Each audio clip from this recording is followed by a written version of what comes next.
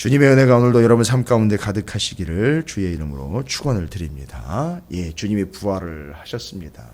아마 사순절 기간 통해서 예수님의 생애와 함께 예수님의 마지막 일주일 여정은 좀 더 우리가 자세히 좀 살피면서 묵상을 할 필요가 있을 것 같습니다. 그래서 사순절 기간 동안 예수님의 생애를 다시 한번 또 점검을 하고요.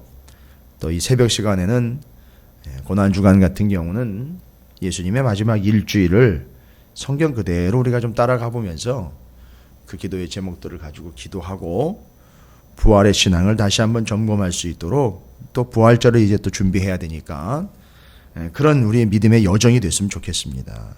이제 성경적으로는 오늘 마태복음 28장 11절부터 15절까지는 이미 이제 부활하시고 난 다음입니다.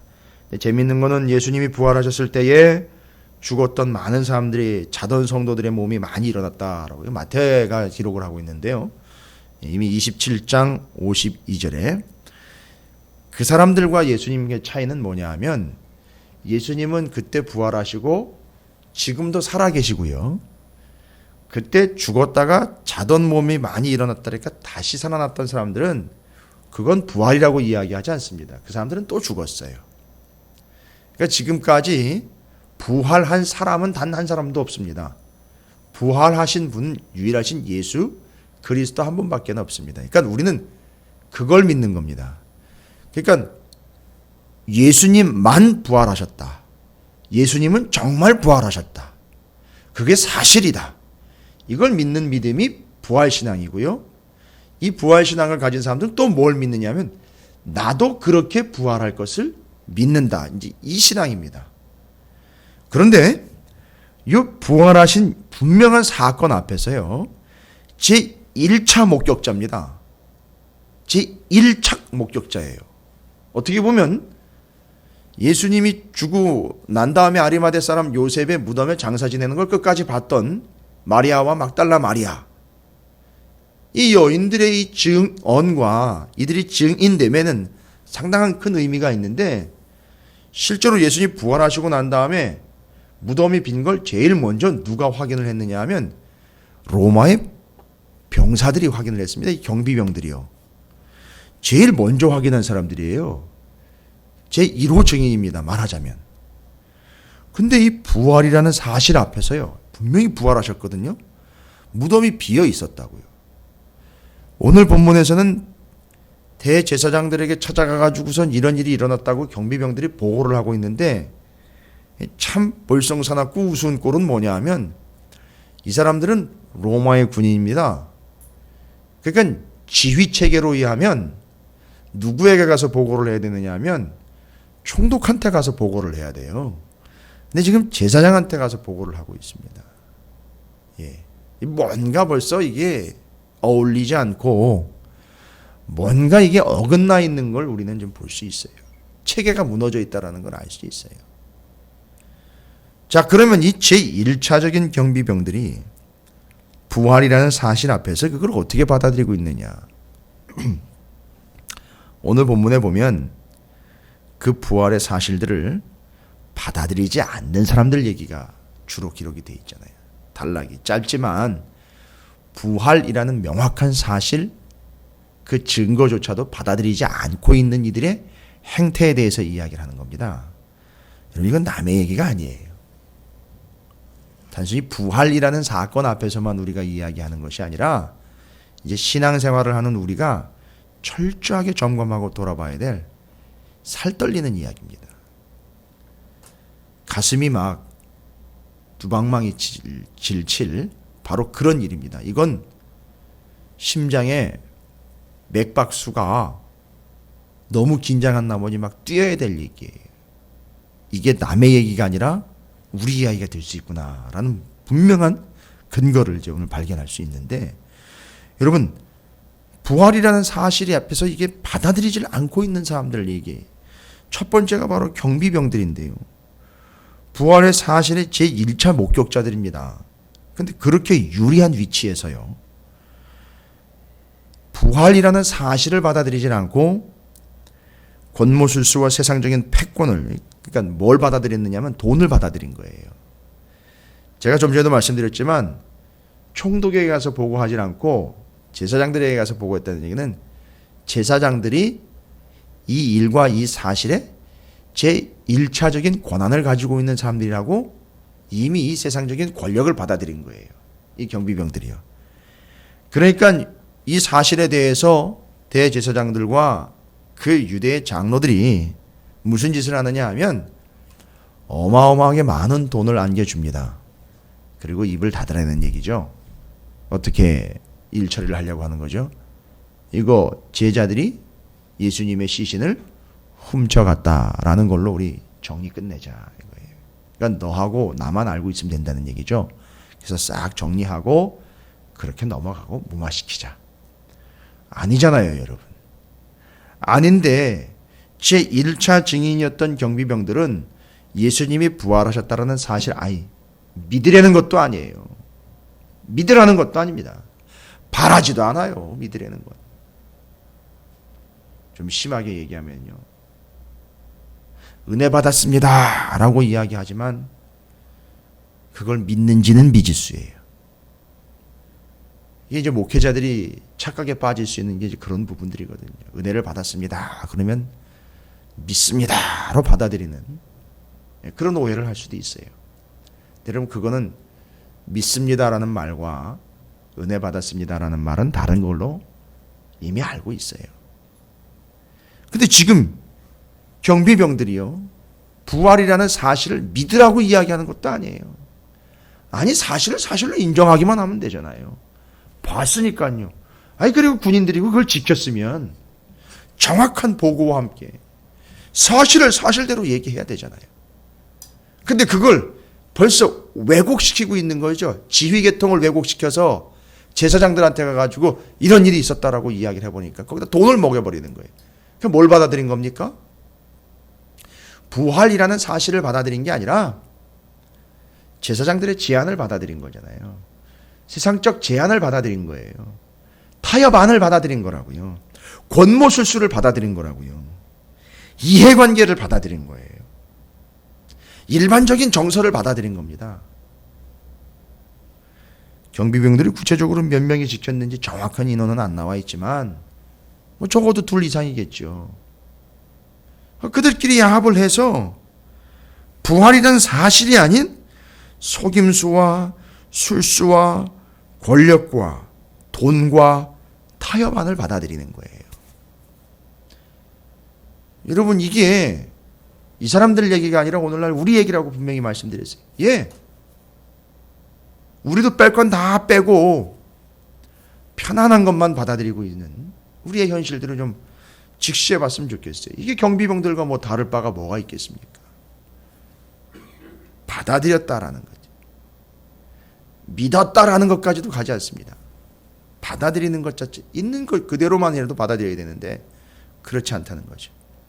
바로 이 경비병들은 삶이 그렇게 어려웠는지, 실제로 아마 그 당시에 로마 군인들은 넉넉한 급료를 받지는 못했다라고 전해집니다. 그래서 이제 사형 집행을 하다 보면 사형수들의 옷도 자기들이 챙기고 여러 가지 돈이 될 만한 것들은 다 챙겼다라고도 이야기를 합니다.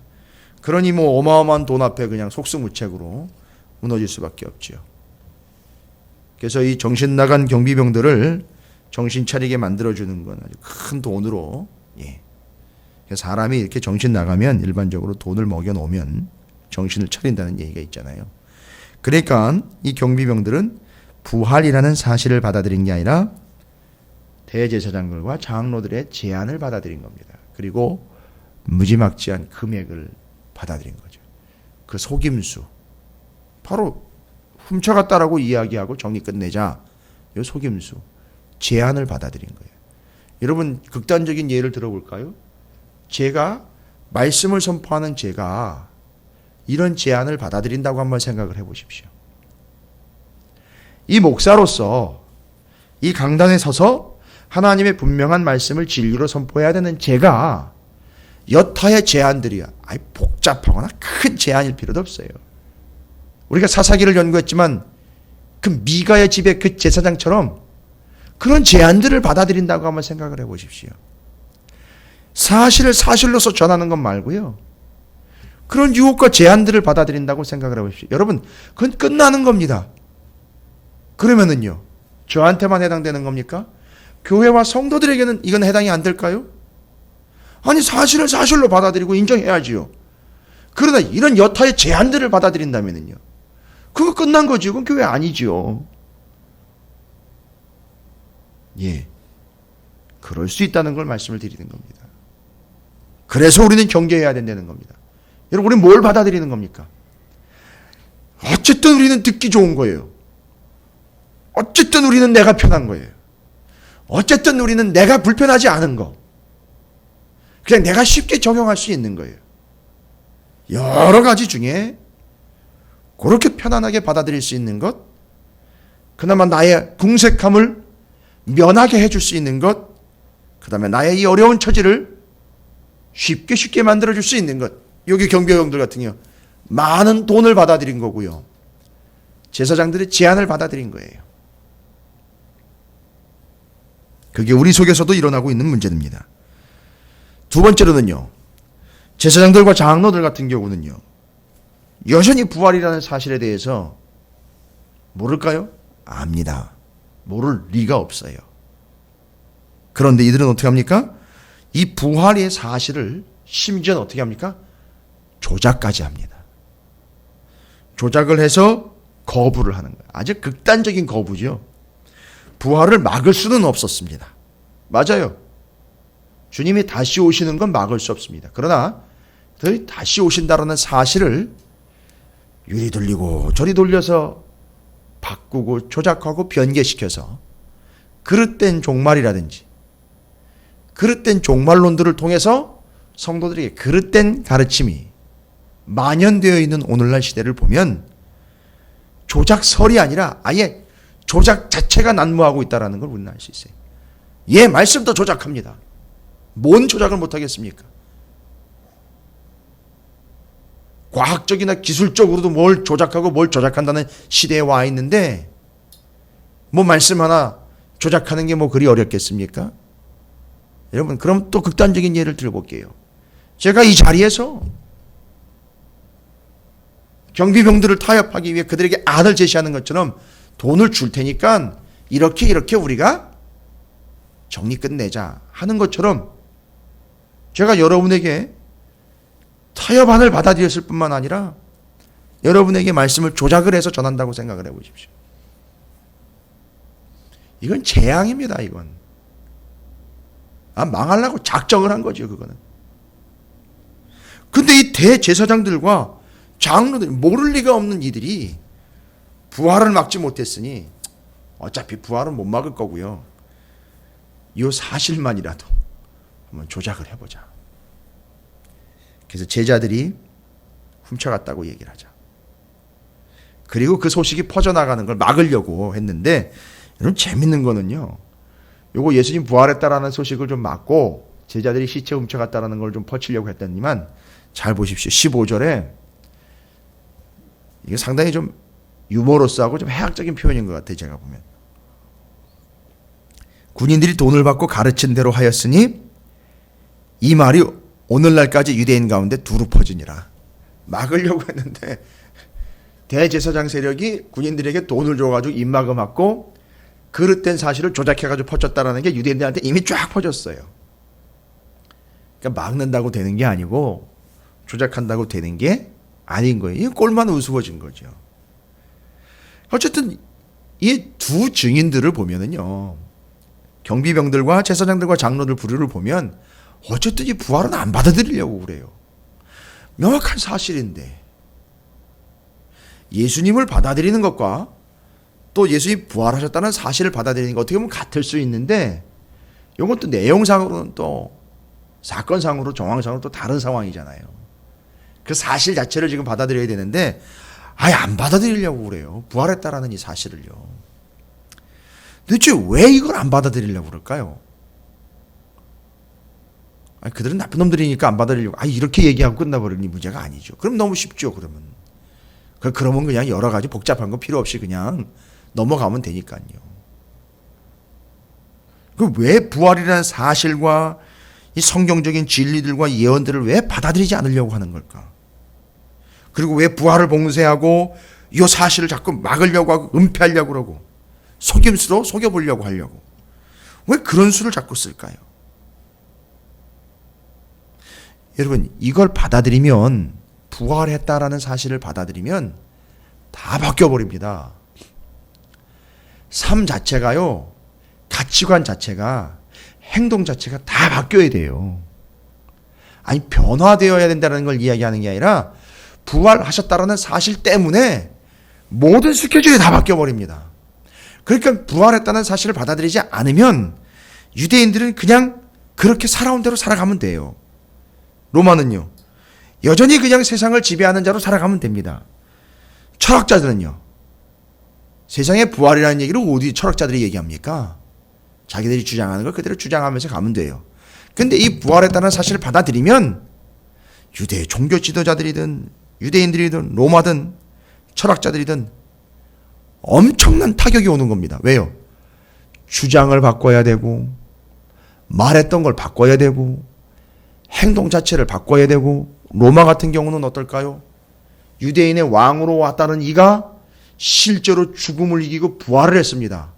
그러면은요, 어마어마한 정적이 생기는 겁니다. 정치적인 적이 생기는 거예요. 그러면 군대가 바뀌어야 되는 거고요. 이걸 대응하는 방법이 바뀌어야 되는 거예요. 그러면 전 세계로 퍼져나가 있던 로마의 군인들은 죄다 예루살렘으로 집결을 해야죠. 그래서 그거 하나를 막아야죠. 이건 어마어마한 위협이 될 수 있으니까요. 또 정치적으로도요, 부활하신 예수를, 예수님은 그걸 원하지 않았지만 그 부활하신 예수를 정치적인 메시아로 정말로, 야 진짜 부활했다면 이건 끝난 거다, 저분이 한마디 하면 끝나는 거구나 해서 그분을 진짜 제국의 왕으로도 추대할 수 있는 부분이 분명히 생길 수 있거든요. 그러니까 이런 여러 가지 재반 사안들이 다 바뀌어버리는 겁니다. 그러니까 여러분, 부활을 받아들이면, 예수님이 부활했다는 사실을 믿음으로 받아들이면 거기에 따라서 모든 게 바뀌어야 돼요. 첫 번째, 예수를 믿어야 된다는 거예요. 철학을 믿고 자기 사상을 믿었던 사람들이 예수를 믿는 걸로 바뀌어야 돼요. 또한 내 마음대로 살 수가 없어요. 포기해야 될 것도 생깁니다. 가치가 바뀌어버려요. 삶이 바뀌어버립니다. 지금 말고 미래에다 투자를 해야 돼요. 부활할 그때를 바라보면서 살아가야 돼요. 심지어 어떤 일이 생길까요?